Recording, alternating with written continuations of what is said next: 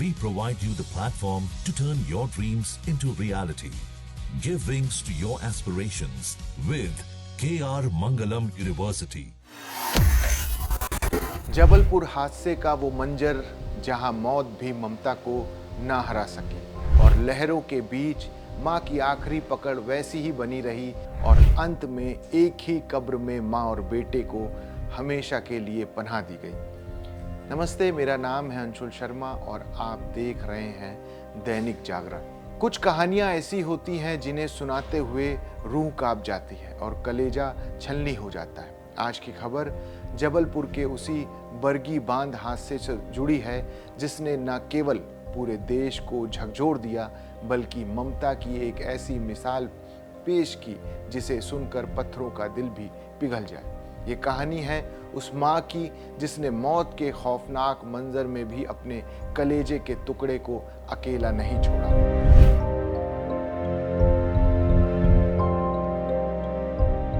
मध्य प्रदेश के जबलपुर में बरगी डैम पर जब क्रूज हादसा हुआ तो प्रशासन और इंडियन आर्मी की रेस्क्यू टीम तुरंत काम पर लग गई। आगरा से आई इंडियन आर्मी की स्पेशल ड्राइविंग टीम जब पानी की गहराई में उतरी तो उन्होंने जो देखा वो किसी के भी आंसू निकालने के लिए काफी था। रेस्क्यू कह रहे थे, जवानों ने बताया कि जब वे पानी के नीचे से एक महिला का शव निकालने की कोशिश कर रहे थे तो वो बाहर नहीं आ पा रहा था। जब गहराई में जाकर गौर से देखा गया तो पता चला कि उस माँ ने अपनी गोद में मासूम बच्चे को इतनी मजबूती से पकड़ रखा था कि मौत की लहरें भी उस पकड़ को ढीला नहीं कर पाई।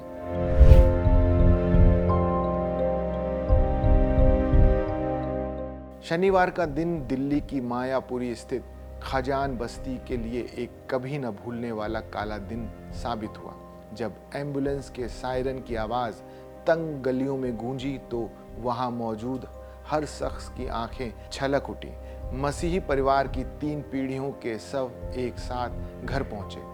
मधुर मसीह, उनकी बेटी मैरीना और उनका 4 साल का मासूम नाती त्रिशान। इन तीनों की अर्थियां जब एक साथ उठी तो पूरे इलाके में चीख पुकार मच गई। वहां मौजूद हर व्यक्ति उस मर्मस्पर्शी तस्वीर के बारे में बात कर रहा था कि कैसे मैरीना ने डूबते वक्त भी अपने बेटे को सीने से लगाए रखा।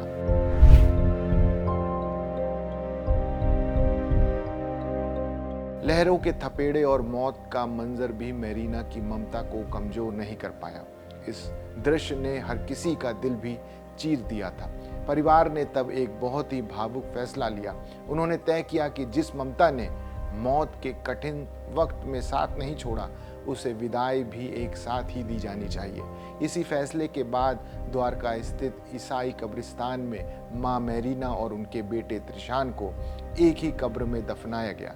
परिवार का मानना था कि इस अनंत यात्रा में भी बेटा अपनी मां की गोद में सुरक्षित रहेगा और मां उसे अपनी आंचल की छांव देती रहेगी।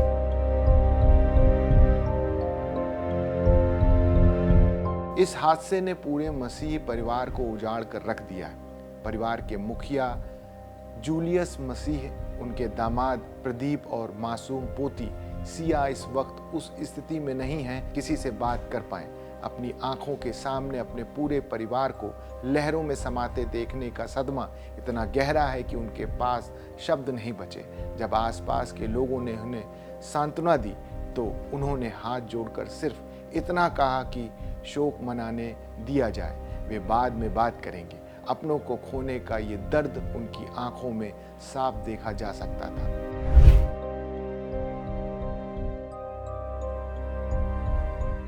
द्वारका के ईसाई कब्रिस्तान में जब पादरी द्वारा अंतिम प्रार्थना की गई और धार्मिक रीति रिवाजों का पालन हुआ तो वहां का माहौल अत्यंत गमगीन हो गया।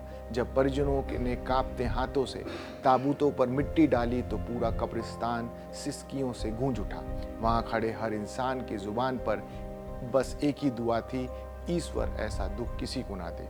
3 पीढ़ियों का इस तरह चले जाना समाज के लिए एक बड़ा वज्रपात है। जबलपुर का यह हादसा हमें कई सवाल दे गया है, लेकिन इन सब के बीच मैरीना और त्रिशान का वो अटूट ममता की डोर हमेशा याद रखी जाएगी। मसीह परिवार पर आए इस पहाड़ जैसे दुख में हम उनके साथ हैं। आज की इस खबर में बस इतना ही। खबरों के अपडेट्स के लिए जुड़े रहिए दैनिक जागरण के साथ।